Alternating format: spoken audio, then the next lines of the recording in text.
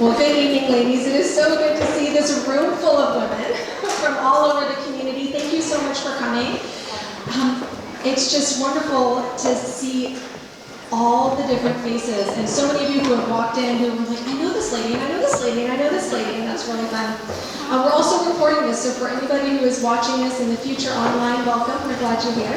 A quick note on that, because we are recording this, we do ask that if you need to stand up and go use the restroom, which is through that door, or if you need to grab a little more food or a drink, to walk around the edges, please, and leave this little aisle clear. Is that okay? Awesome. All right, well, my name is Jessica, and stories are my passion. Now, many of you have attended several story nights over the years, but a lot of you are here for the very first time, so just raise a hand. How many of you have never been to a story night before?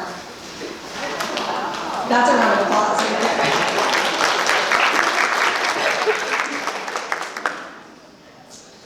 there. Now, I get a lot of questions. What is story night? People keep asking, what is this? Who is this for? It's actually really simple. Story night is a community outreach event for women where real women will share real stories of real hope. And our hope is that you leave here feeling encouraged, connected, and just reminded that no matter what your story is, you are not alone. That's it. That's the goal. Now, what exactly does tonight mean? This is not a political rally.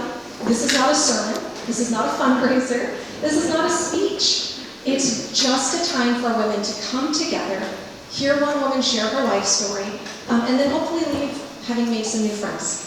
There's no hidden agenda on our part, and we just simply believe that stories matter. And you all have a story. Too often, we as women will look around. We can do this right now. You look around the room, you think you might know somebody or make an assumption about her. Maybe you judge her. Maybe you compare yourself to her. And maybe you think, oh, I'm better than her, or I'm not as good as her, whatever it may be. But what if we actually knew each other's real stories and really knew who each other was? That is the heart of story night. Okay, so now does anybody know the difference between a series premiere and a season premiere? Yes, hopefully you watched some shows, the difference. Okay, so tonight is a season premiere, not a series premiere. The series premiere of Story Night actually began back in Santa Barbara, where I used to live in 2008.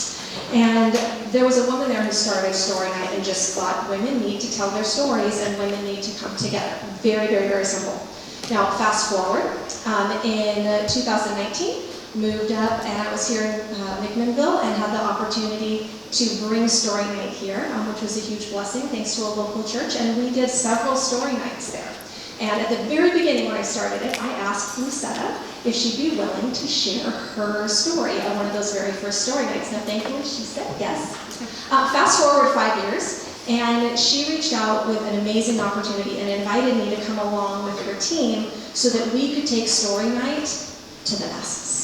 So that we could take it to all these other cities, maybe even to the whole state someday, and maybe even a nonprofit someday. So we'll tell you more about our Story Night vision at the end of the evening, but that's just a little background, a little history for you.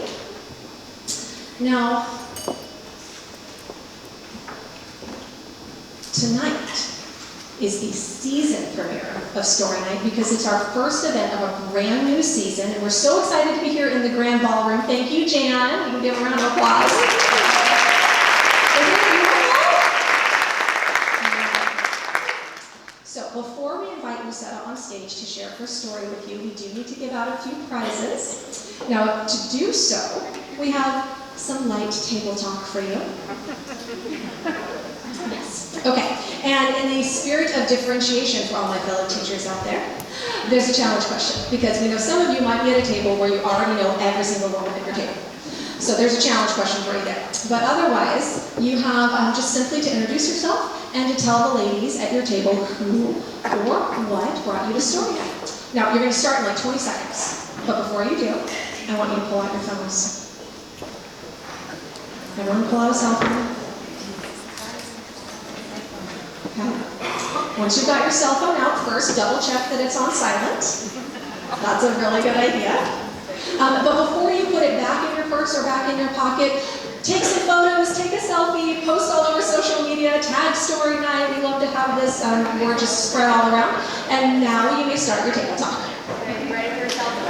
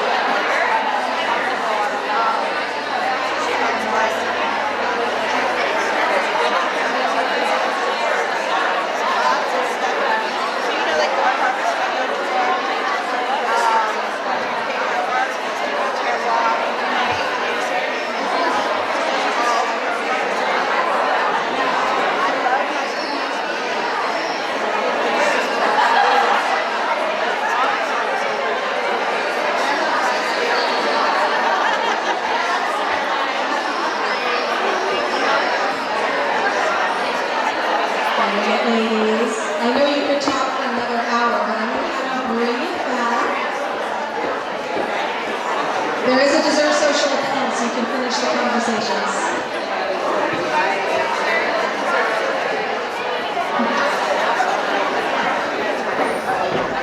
All right, as promised, there are some prizes, and for those of you who followed all of the emails and posts, we have a prize for the lady who brought the most gifts.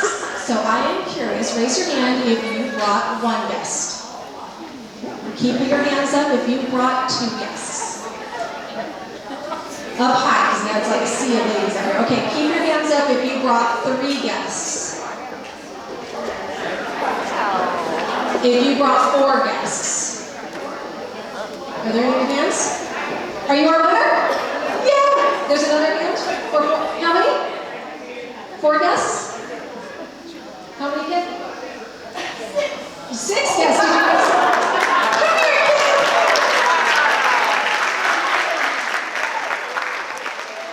Come here, kids. Ladies, this is Kit Nelson, and if you don't know her, you need to. Her story's on the podcast. Our social butterfly over here. Now, thank you for spreading the word and inviting guests. That's really how I think most people hear about it. In fact, I'm just curious, how many of you are here because you know Lucetta personally?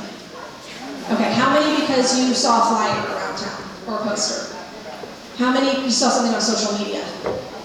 Okay, and then maybe an email? Anyone come here from an email? All right, and then anyone just came because someone invited you? Yeah, so this is what we want to do. We want to spread the word. Okay, now we also want you to know that Story Night is for multiple generations. We really want this to be a multi-age event. And so just for fun, we want to give a prize to our youngest guest and our wisest guest. Okay, so is anybody here under 30? Raise your hand if you're under 30. Okay, under 25. Under 20. Oh, okay, under 19. Under 18. 17. 16. I think I still have 2 hands. 15. There's a 5-month-old baby, didn't there? That's true. We have 2 babies and a few that are cooking right now as well. How are we calculating age? What's our youngest age over here, I think? 14. Anyone younger than 14? Okay, you get a prize.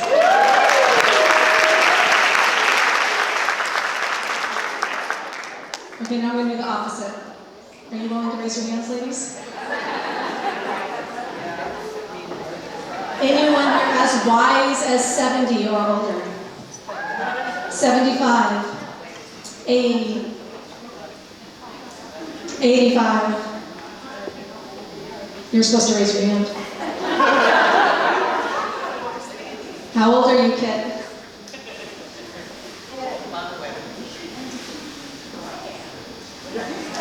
Yeah, she's 92, ladies.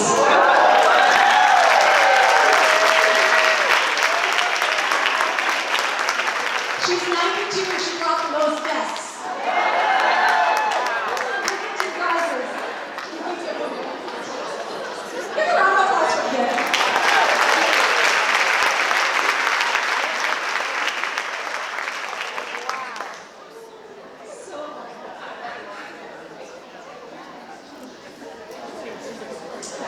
Well, it is a joy to have all of the ages represented here, so thank you for coming. And honestly, I hope over time I get to hear all of your stories, because I love that. You're going to run into me in the park and you'll tell me your life story. that's who I am. Now, I'd like to invite up Amy onto the stage, and she brought her husband with her. You may have noticed we did allow a few men in, but we need them.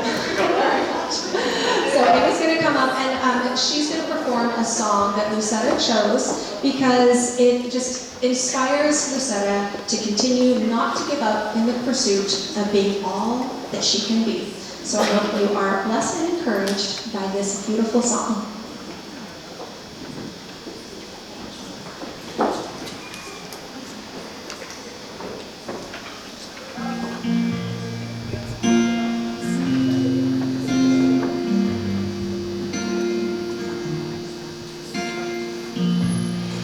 Broken down and tired, a little life on a merry-go-round.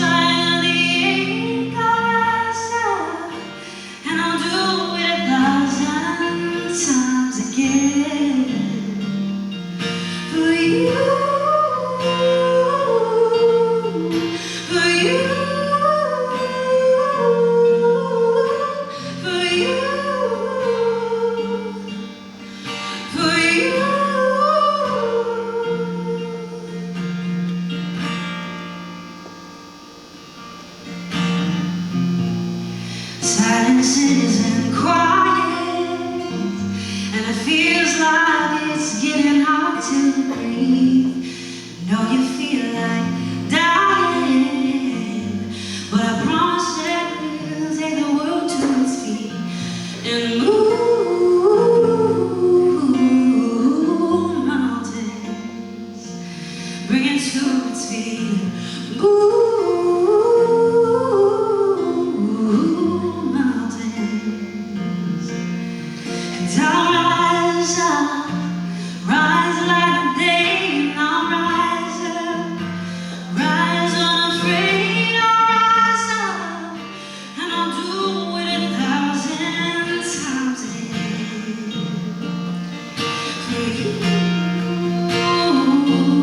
the waves, I'll rise up, in spite of the ache, I'll rise up, and I'll do it 1,000 times again.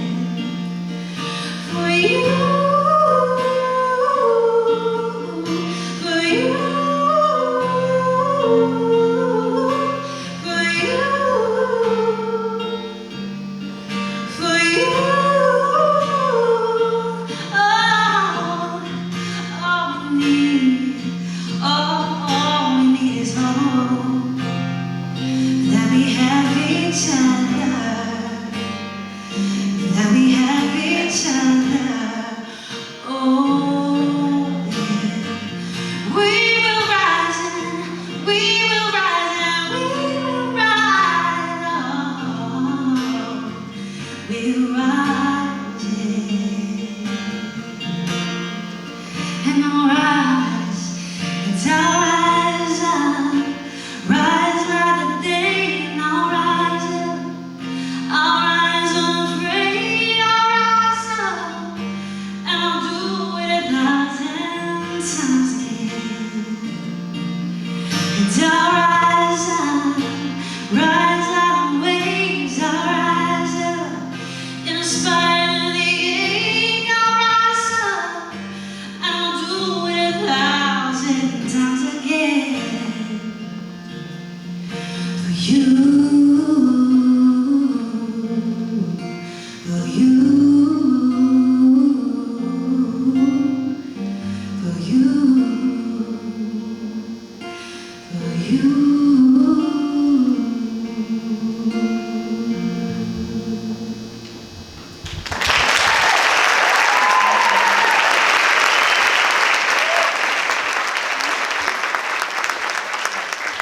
That was amazing. Do you think you could just sing during the whole dessert social?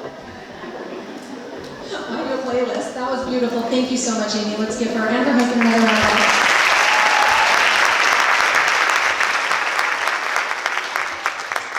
All right, we are almost ready for Lucetta's story, which I know you're very excited for. I am too, because there's lots of surprises in there for me. I'm excited to hear what she's going to share with you.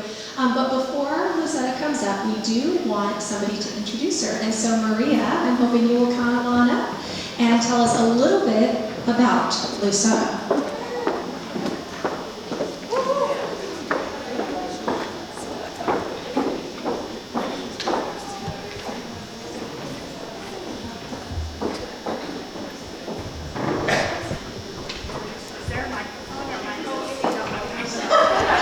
You can yell, right? You can. Yeah, Maria doesn't need one. Well, I was just going to say, Lucetta had me sing at her wedding, and I really wish Amy would have been around there because she did a way better job. That's pretty. So good evening. As Jessica said, my name's Maria Olson, and tonight's speaker is my best and oldest friend. My memory being what it is, I don't really remember the very first time that I met Lucetta. But my school pictures tell me that it was kindergarten, back when graham crackers and Kool-Aid were an acceptable school snack. It was a small classroom, so I'm sure that we were friends at first sight. We were two smart, bossy, dark-haired farm girls, so what could go wrong? It was inevitable that we'd be friends. As I reflect back on my own life, my story, she would be a main character, I would say, not just a chapter. in my life. It just feels like she's always been there because she has.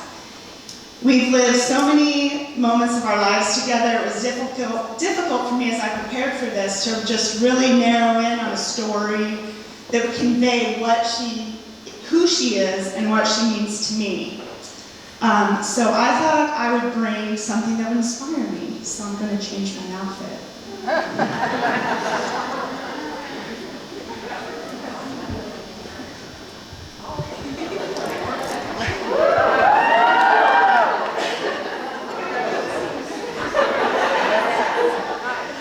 So this is from a Denim and Diamonds event where clearly everyone else in the crowd was denim, except for the two of us. This was mine. Lucetta had something equally as amazing.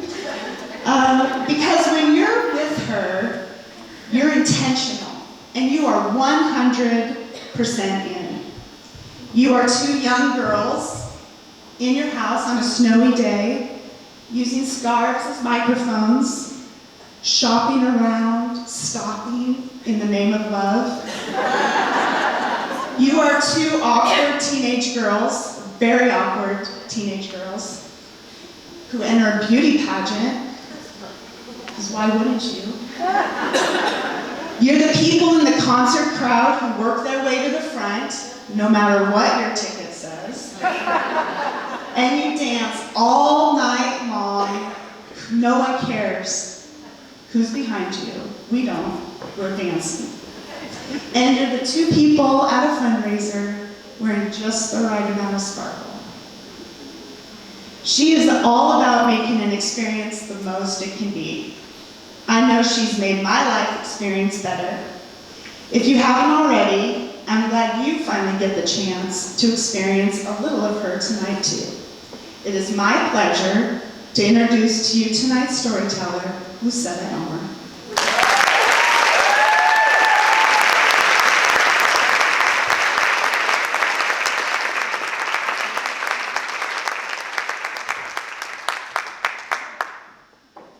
Maria, you're such a great speaker. Thank you for that. Okay.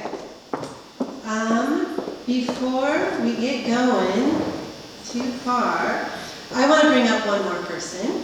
Maybe you noticed we had royalty in the house, or maybe you didn't, but Bethany, Ms. Black Oregon, could you please come up to the stage?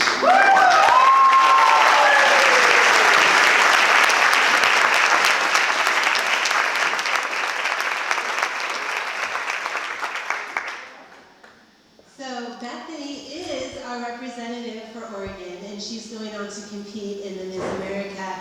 I'll let you tell us about that. Thank you for having me. Hello, everyone. Some of you know me. My name is Bethany Palacios. I currently just won the Oregon's Miss Black Oregon USA state competition.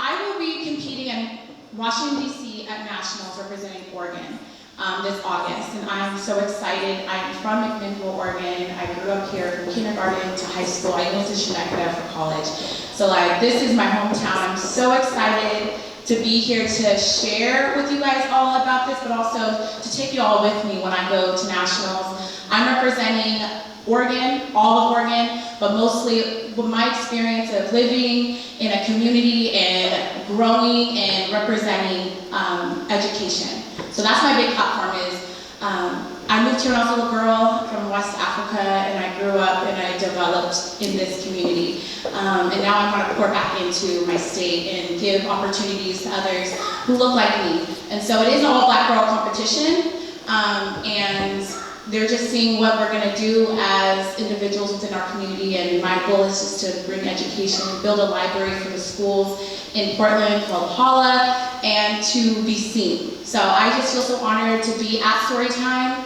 because this is an empowering community for one. It's an empowering event that I know that I can take from, but also that this is my home. And you guys, just thank you for welcoming me. And I'm so excited to represent us all at Nationals this summer.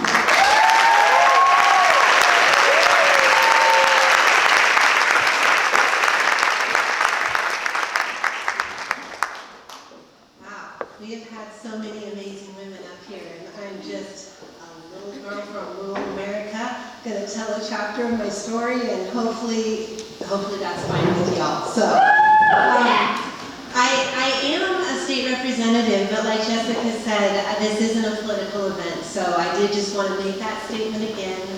I happen to be your state representative if you are from House District 24, and that's sort of when we started brainstorming about story night and me being a state rep, they just sort of merged, but it's also because apart from what I'm doing professionally, my heart is very much connected to Jessica's and the mission of Story Night. So like she said, not a political event, but thank you for coming and thanks for being here. We do want to hopefully take it to the state, so we'll keep going.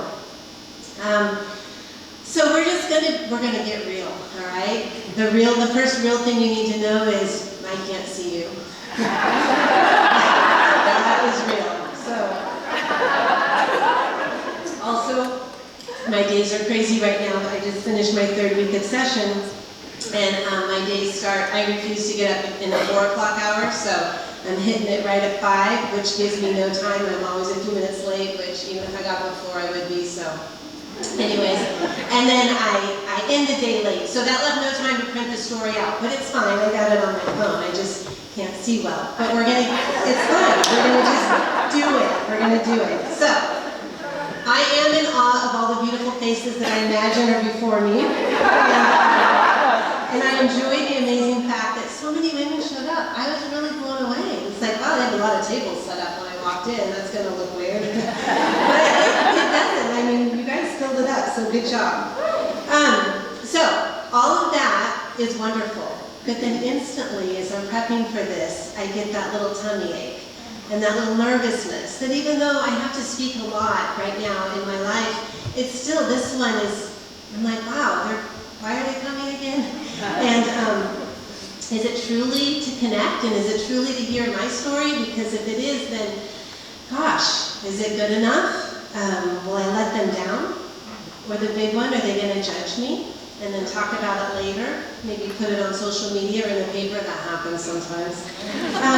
If I stand up here and I get really vulnerable, because I think that's where the connection happens, does it get used against me later? So those are valid thoughts that went through my head. But, fun fact, I am an Enneagram 7.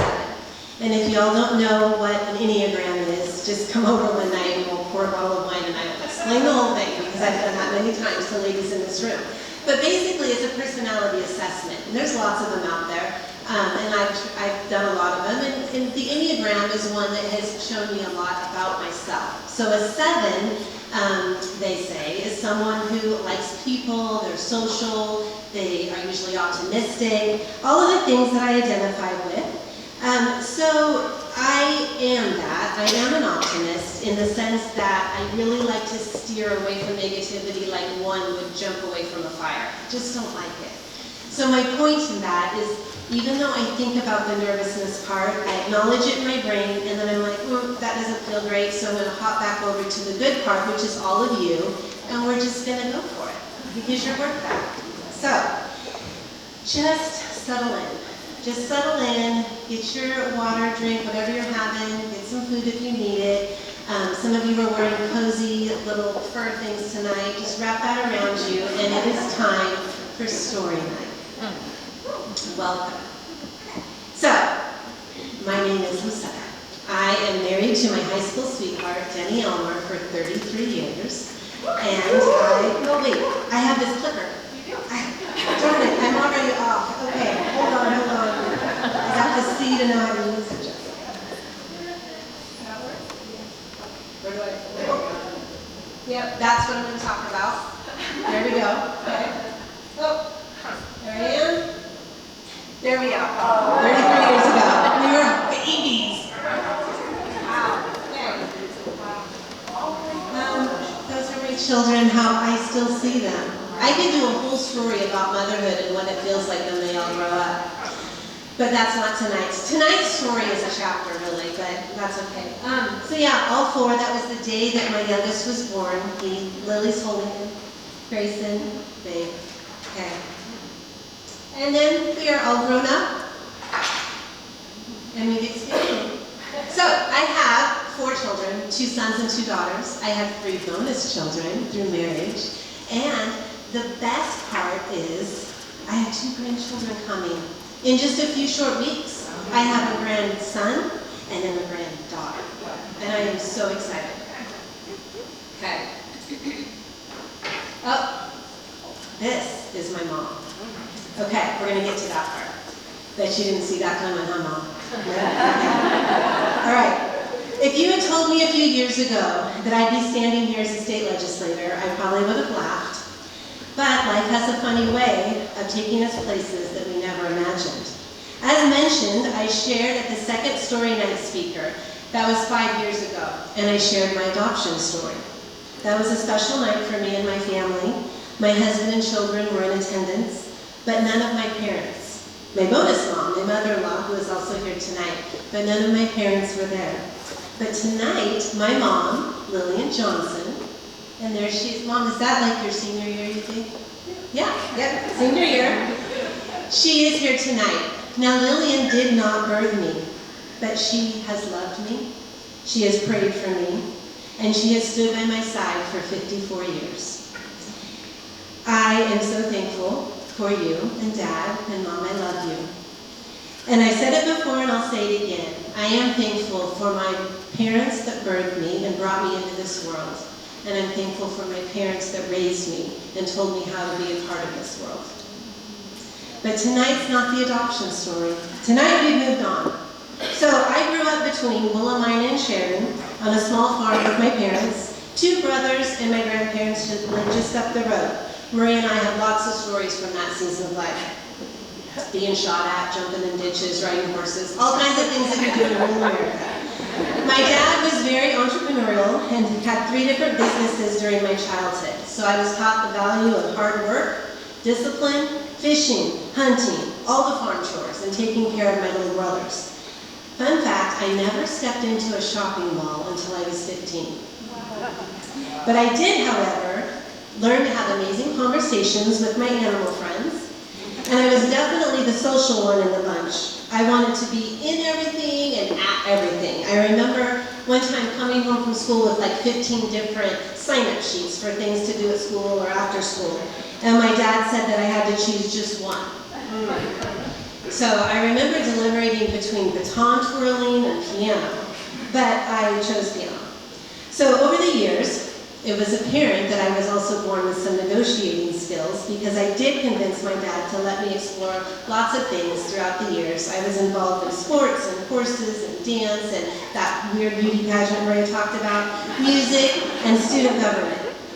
I graduated from Willamina High School and Chemeketa Community College and Linfield because I like to be in all things in all places.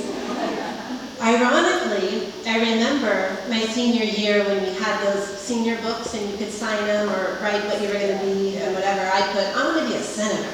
I didn't know what that meant, but I thought, you know, whatever. I don't know what I thought. But my senior year, I was chosen through my high school to represent it as a National Young Scholar. And so I did get to travel to Washington, D.C. that summer, and I got to be an honorary page and go to the Capitol and see all the sights of the White House. So that was cool, so inspiring that I came home and I decided that I would declare political science as my major. And so I went off to Chemeketa and I political science major, and then I'm going to go grow up and go back to D.C. And my first test came, and I got an F. And the Enneagram 7, well, I didn't like that at all. And the reason why I got it is because it was like a definition test. You know, she put words that we should know, and I didn't know one. And so I just crossed it out and put a word I knew, and then I defined it. And she didn't like that. So, I don't know what the next one is, do you? What if I hit it and I don't want to go there? Ow. There's a forward and backwards. Oh, okay. Oh yeah, we'll do that one. There we go. I'm the one in the green. Okay. So we had to hop off of political science, and I reassessed and I decided on education. Let me just scroll down to where I was. So I ended up with an Associate of Arts from Shemakada in just general studies, but I continued on in the elementary ed program and child development, and then I went to Linfield and I finished my degree for elementary ed. And I spent some time teaching, and I subbed, and I did long-term subs, and I owned a school, and I taught. I was the director at Linfield pre-K for a while, and I coached a lot of basketball, a little volleyball, and a little track. So very involved with children, taught a lot of parenting classes. But after a while, I decided, okay, that was great, but now I want to move on. And I decided that I was going to jump over into the entrepreneurial life. My husband had some businesses going, and I thought that sounded fun. So I joined him in some adventures. Denny and I have had a diverse portfolio of businesses throughout the years, and we have enjoyed the passion of business, business growth, business ownership. We welcomed that growth. We welcomed the challenges of being a business owner. But then, my current chapter that I am currently in, there was a pivot again, and that started around 2022. I decided that, okay, it's never too late to try something new. So, there we go. Teaching taught me patience and the power of shaping young minds. Business ownership taught me resilience and problem solving, but politics taught me something I never anticipated as clearly, the power of listening.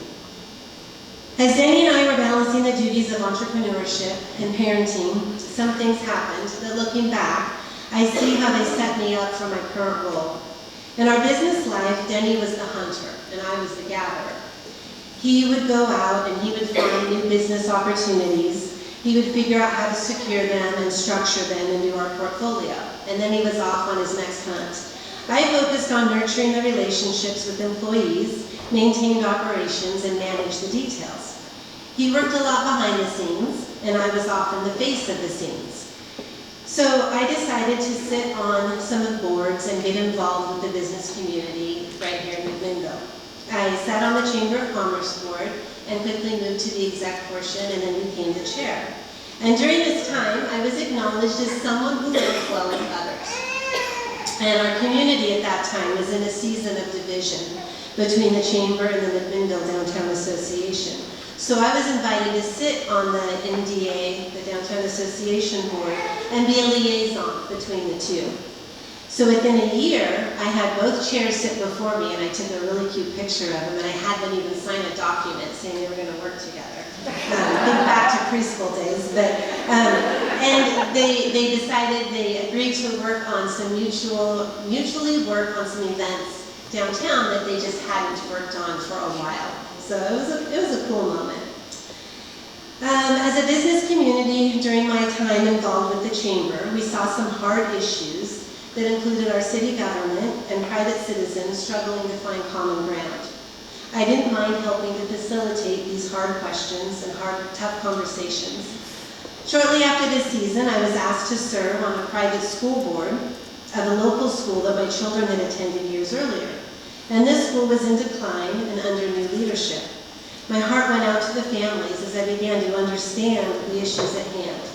After a short time, I found myself negotiating some of the most uncomfortable and very heated situations as the board chair. I literally remember walking across Davis Street right here to our offices above Union Block, asking God what He was prepping me for, because there was simply no clear reason to me why I was involved with these messes at hand. In 2019, my predecessor, your former state representative, Ron Noble, approached me about running for office. And for me, it truly came out of nowhere. He said that he had seen me handle some angry crowds and some tough situations, and he thought I was right for the job.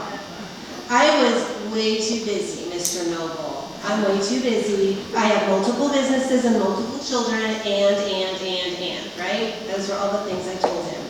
But inside, I also knew I got an F when I tried to run for or declare political science. Like I couldn't do this job. I wasn't even sure what the state representative did. But a little while later, this was all just unfolding. I'm just living my life. A friend and a mentor that I served with on the chamber board asked me to lunch with two ladies that I didn't know. They were from out of town. My understanding is that they wanted to have lunch and ask me about business. So I said, great. We had a nice luncheon. I thought it'd be, y'all hear that? Just okay. Keep talking? Okay. Okay. We had a nice lunch, and later I went back to work and I get a text from my friend that says they loved you and they're ready to put your name forward for an elected position. I was like, what? What are you talking about? No.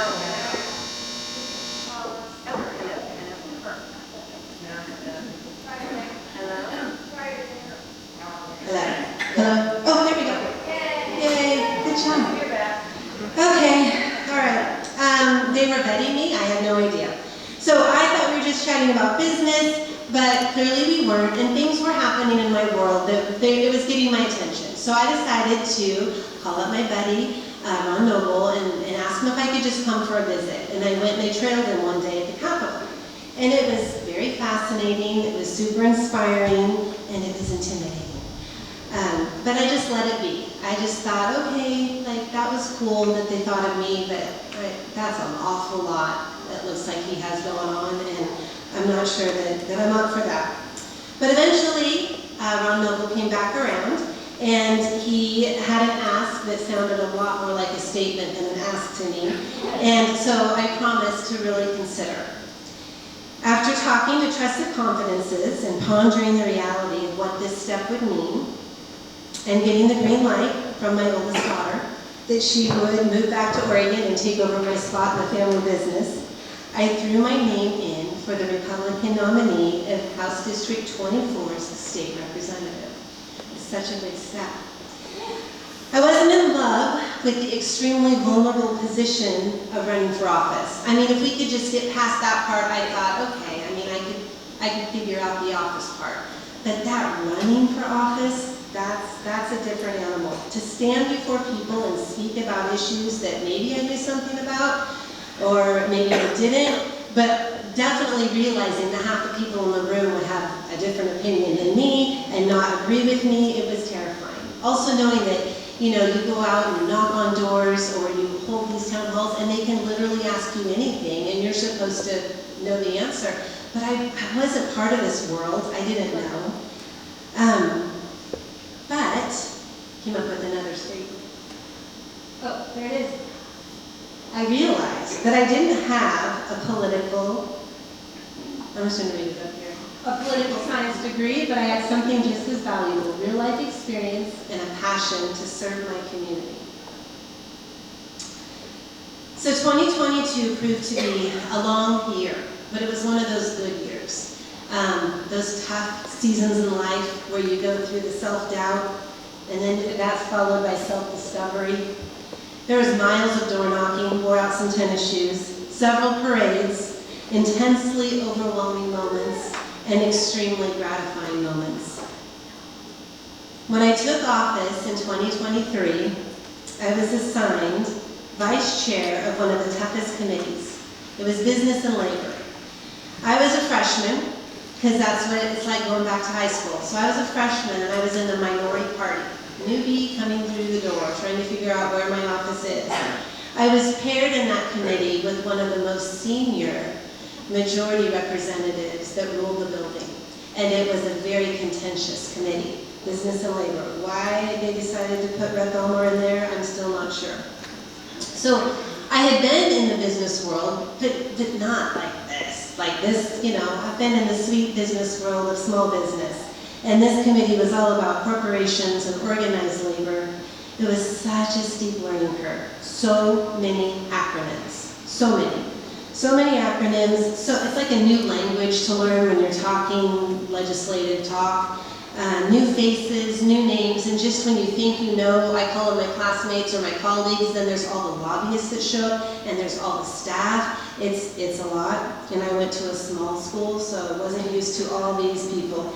I remember that first year, that first session, we had over 3,000 bills. So the reading, I mean, I was 22, 23, okay, so I'm in my 50s. That's just, my mind had shut off to those sorts of school things. So there was a lot of muscle that I had to get back in shape. I remember coming home each day and feeling like my brain was so mushy. I definitely felt like I had stepped into a world that I was not even aware existed, prepped for, or a part of. I was the odd one out. I often said it was like a combination of high school and the TV show Survivor.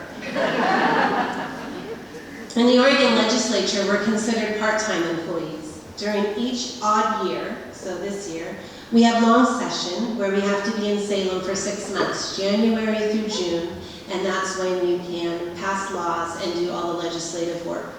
On even-numbered years, we're only there during February and March. So the rest of the time, we're in our districts meeting with constituents. That's a fancy word for the people that live in my district. And we're touring all kinds of things, working on legislation, or we're campaigning. We have to run every 2 years for a part-time gig that you get beat up on. I think one of the most daunting things that I had to do was the campaign part. So I went through it twice now, and it's just the least favorite part of the whole thing. But again, those hard parts are when so much growth and self-discovery comes.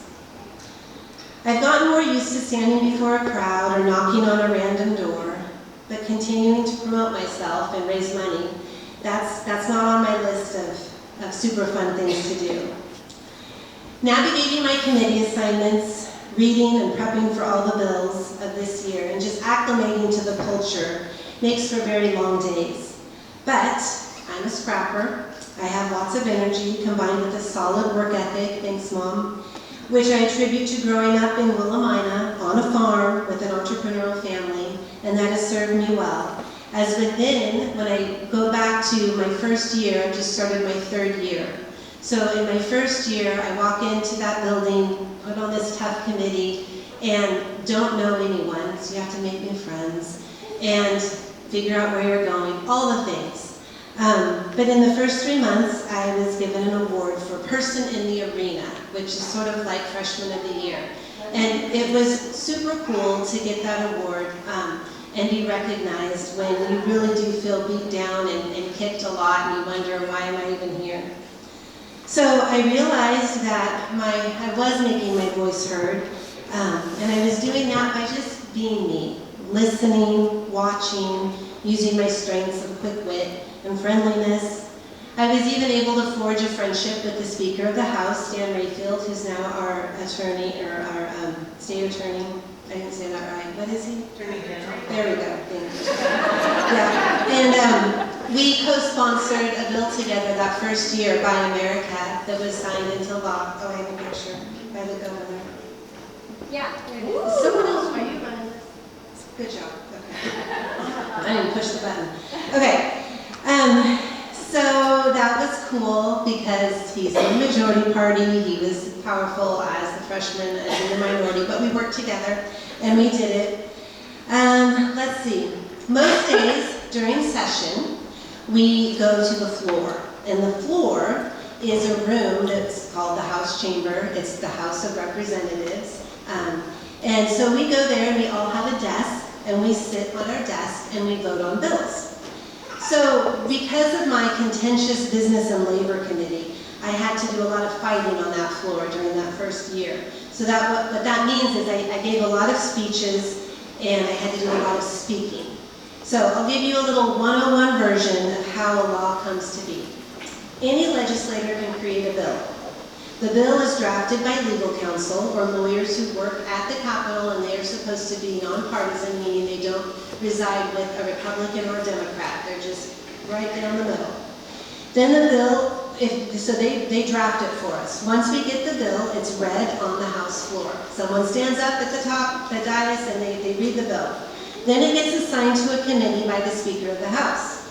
Once it's in a committee, if the chair of that committee, and the chair is always a member of the majority party, which means I'm never a chair, I can be a vice chair, if they decide to hear it, the bill is assigned a hearing. And then whichever legislator brought that bill forward goes and they have to talk about their bill and why they think it's a good bill. If, after that is done, if the chair decides that they want to continue with the bill, then they'll bring it back another day for a work session. And then everyone on the committee votes. And there's usually like 7 to 9-ish people on these committees. And they vote. If they vote yes, then it goes back to the House floor. And then there's 60 representatives in our state. They all get to talk about it, ask questions, poke holes, fight about it. And then the speaker calls for a vote. And we vote. And if it passes, we're halfway done. Then it goes over to the other side of the building, to the Senate side, and it does the whole process again. And if it has a money ask to this bill, if it needs money to survive, it has to make a stop in a different committee called Ways and Means, or it can die, or it can get approved. And if it does, and if it makes all those stops and it keeps going, then it goes to the governor, where she can veto it, or she can sign it. So, as you can see, there's just so much work to get one of these passed. This year, they're telling us that we can have over 5,000 bills presented. Okay, it's a lot. I ad-libbed there, so I gotta catch up. Okay, I think I have my next one. Yeah. I learned that asking questions wasn't a sign of weakness, it was a sign of strength. And that surrounding myself with smart, diverse voices only made me better. One day, I was sitting in caucus. So that's another word I had to figure out. That's a meeting with all the other legislators from my party, and we go to a private room where staff can't come in, and we caucus. We talk. And we do this before we go to the floor. So think of it like you're on a football team or whatever sports, whatever you want. And you go to your huddle or you're in your locker room and you're coming up with your game plan. That's what it's like. And then you go out to the field, which is the House floor, and that's where you fight the battle. So I'm in there, and it was the day after we had those school shootings. I think it was in Tennessee. It's tragic. And so we were talking, by we I mean they, I was listening, I was practicing that, and was listening, and they were saying, we're going to do a bill poll today. And I had no idea what that was, because that's just, as a freshman, you don't know what a lot of things are. And so I'm listening, and I finally determined that clearly we're going to bring some bills out of order that haven't went through all those proper channels that I discussed. Somehow, I guess there's a rule that says you can do this, and we're going to bring them to the House floor and vote. And I'm like, okay. And they were all of the bills that my party had created, but they hadn't had a hearing, they hadn't been in a committee, and they were all around school safety. And they wanted to do this because of this tragedy that had happened. So this all makes sense, I'm with them. Okay. So we get to the floor, and they start talking about these bills. And then I realize we can't, this is different because they can read the bill, but we don't get to discuss it. They just read it, and then we vote. So they're reading these really good bills, like we should have a police officer in schools all the time. We should have metal detectors that kids walk through. We should have whatever, safety things. And they read it, and then we vote. And I'm like, yes, yes, yes, we want safety for our kids.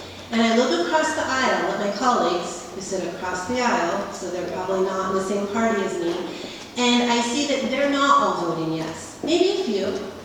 And they're all looking around like they get what's going on, but ultimately they never vote enough to where we have the majority. They just leave us hanging by one, and every bill dies. And I didn't understand the political stuff behind it, but I had one of those moments where your blood turns hot, and you just, your eyes glass over. I mean, I do that a lot, but this was because of anger. And I was just so frustrated. It's like I just snapped, and I stood up, and I walked to the back to where my leader was, and I said, I want to talk. Can I go push? We have little buttons, and one's under glass, and one, they're special. And I'm like, I want to push that button. And she's like, okay, what are you going to say? I don't know, but this is what it is. And she's like, all right, you can. She goes, you might get gavelled down. I'm like, I don't know what that means, but will they put me in jail? She said, no, just keep talking. I'm like, okay. And I was just sweating, I was mad, and I walk over and I hit my button. There you go. And the speaker's like, Representative Elmer, and the room goes silent. And then I realized, I hit that button, and now all eyes are on me. I don't know what I'm gonna say. So this is what I do throughout life. When I get really mad, I have 2 words. It's okay, Jessica. I have 2 words, and I pull them out, asinine and ludicrous. And I just don't even really remember the whole thing. I just said something like, I have 4 children that I gave birth to, and I would give my life for them to keep them safe, and I didn't give up my nice life to come to this place to play politics. This is asinine and ludicrous.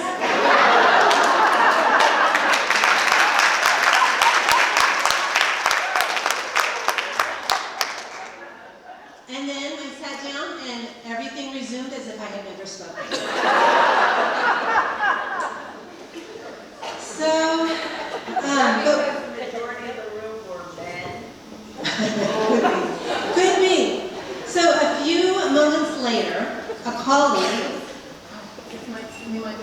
that sits across the aisle from me, former Representative Janelle Bynum, she scoots over to my side of the aisle and she sits down and she says, I see you.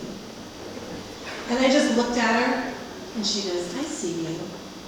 And I said, what is wrong with you? What is wrong with your whole side over there? I said, I know you have 4 children. You have 4 kids. Why are you doing that? And she goes, I can explain this, but let's go off the floor. Okay. So we go off to the side, and she says, not everyone experiences things in the exact same way. And she goes, I see your passion. She goes, but my black boys, police officers don't make them feel safe. She goes, they see them in a school and it makes them nervous, and it makes them uncomfortable. And at the end of that conversation, all I got from it was that just because I was so passionate, it doesn't mean I was right. It just means that I had a voice and I used it. And Representative Bynum had her voice, and because she voted different than me, didn't make her wrong or bad. I might have a quote about that, I don't know. Yeah, we'll leave that up there for a minute. A few months later, Representative Bynum decided to run for Congress. And so she decided to step down from some of her duties. And one of the duties that she had was she was the only representative in Oregon who sits on the Business Oregon Commission. You get to have just one. I guess the governor appoints you. And so she decided to step down so she could focus on her election coming up. And she then was asked by the Speaker of the House, well, who do you want to nominate? And remember, she sits over there. And there's 59 people, and I'm nobody. And she, this very senior majority legislator, chose a little freshman from the minority party that sat across the aisle. And she nominated me, and I was appointed by the governor to be the only legislator from the House of Representatives to sit on that Oregon Business Council. Yeah.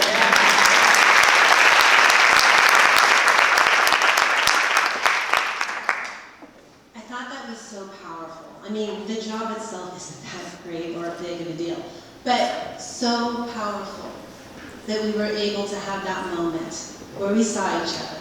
And it didn't matter if we agreed or we didn't agree, but we saw each other as humans. Okay, on the count of 3, this is participation. Actually, I don't want to count that far. When I just say go, I want you to just yell out your name. Ready? Go. Yeah.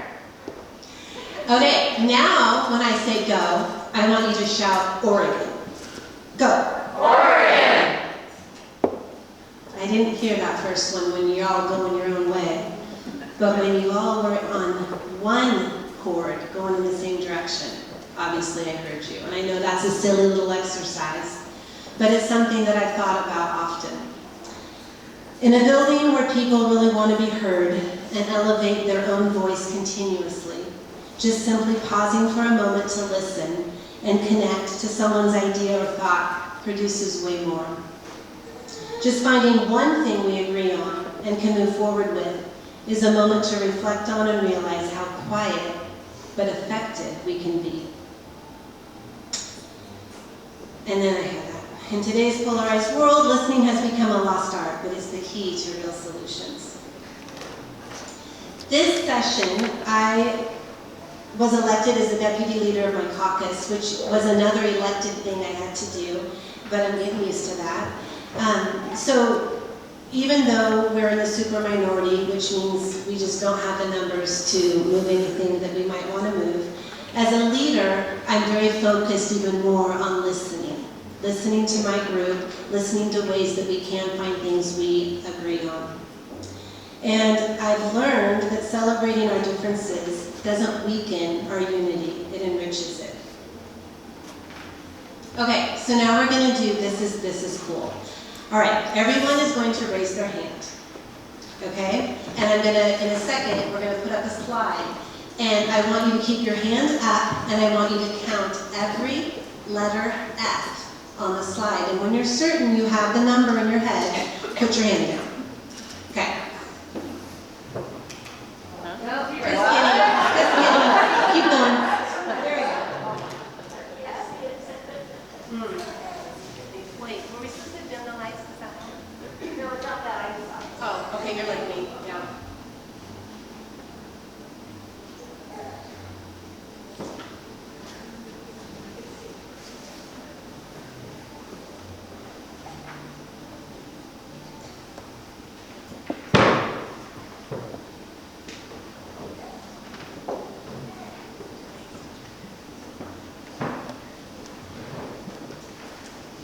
Everyone good?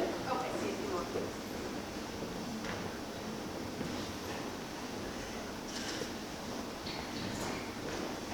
Okay, you can put it back to that. Oh, sorry.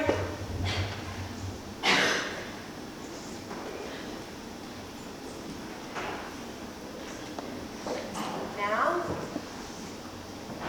Okay. There we go. Okay, who counted 10 Fs? Raise your hand.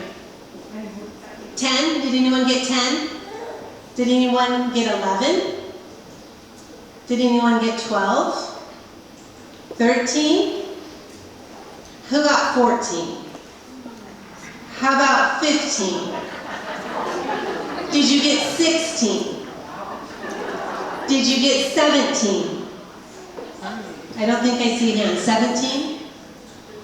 Okay, how certain are you that you got it? Pretty certain? Yeah. I mean, you counted hard, didn't you? Okay, raise your hands if you had 14. Look around the room, ladies. That many people, they're absolutely certain that there are 14 Fs. Put your hands down. Who's certain there's 15? Hands down, and who's certain there's 16? Look around the room.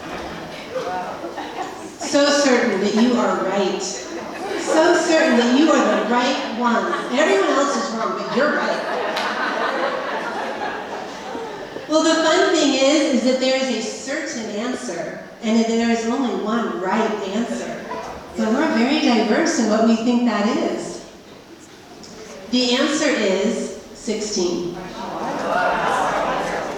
Crazy, I know. We'll put it up there at the end, and you can count. Honestly, it took me 5 times to count because I didn't believe it.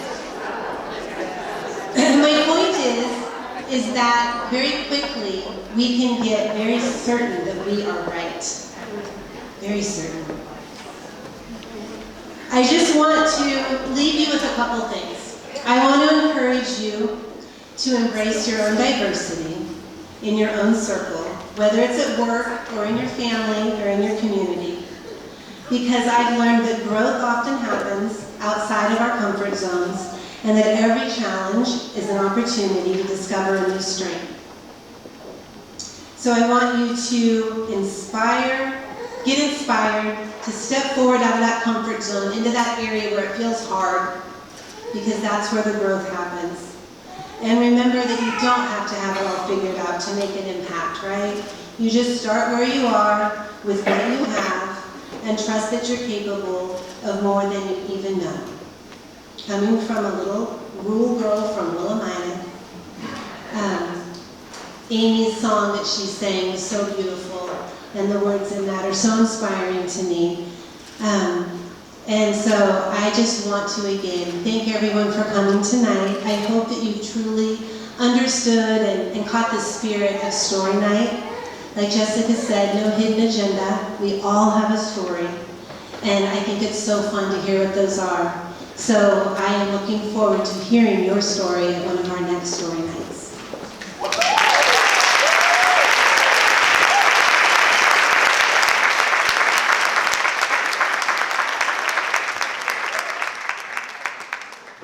Thank you so much, Lucetta. You know, when Lucetta invited me to kind of team up with her and take this to the next season, one of my teammates said we should probably have Lucetta be the first speaker, and I immediately was like, oh, no, we cannot ask her. She's in the middle of a long session. This woman does not have 2 extra minutes for anything. But when I talked with her about it, she said, I see the value in that, I will, I'll be the first speaker. So I just want to acknowledge how much work that was for you to prep all of this in the middle of your 12-hour days right now. So thank you so much, Lucetta.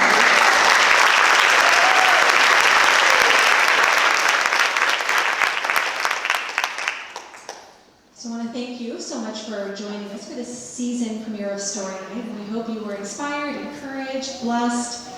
I also know that each one of you here tonight is in the middle of some chapter of your story.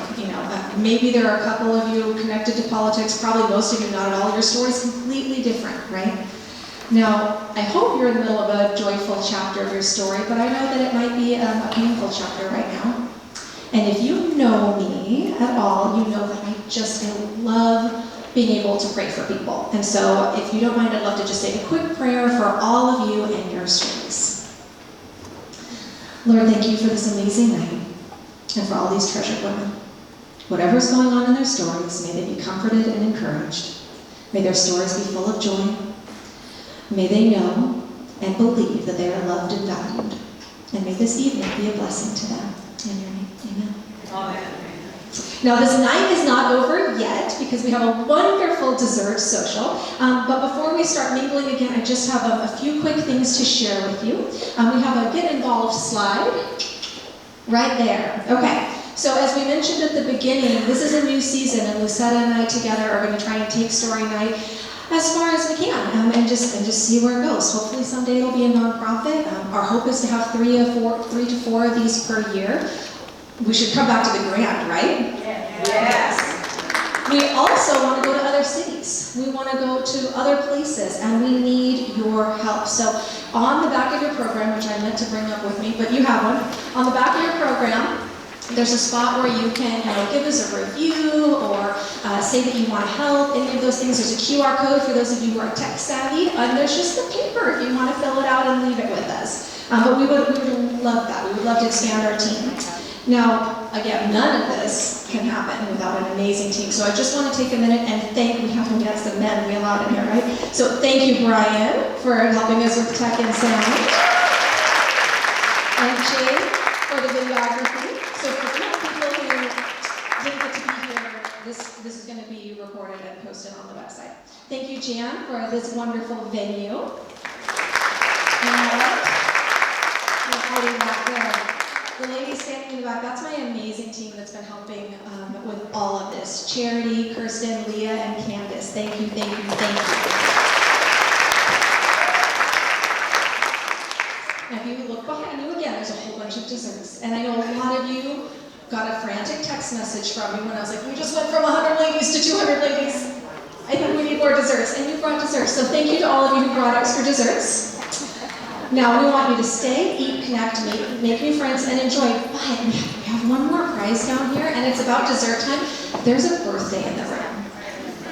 Maybe there's more, but Lacey's birthday. And she chose to spend it with us. I think we should sing her, right? I'm not going to hold the mic because you don't want to hear my voice. Ready? 1, 2, 3. Happy birthday to you. Happy birthday to you. Happy birthday, dear Lacey. Happy birthday to you. And many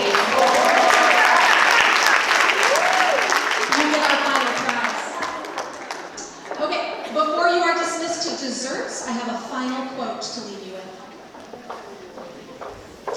This comes from a book about stories that are, it's a pretty heavy book, but this quote resonated with me so much, and I think it applies to all stories. We tell our stories, and a drop of truth lands on the dry ground. The ground sings back. Alone, that would be the conclusion of the story. Dry ground absorbing one small raindrop. But another story is told, and another drop wets the ground, and another, then another. And slowly, beautifully, powerfully, the stories carve a pathway through, and that pathway becomes a trickle where others with painful stories refresh themselves. Before long, this trickle becomes a stream that heals the nations. Thank you for coming to Story Night.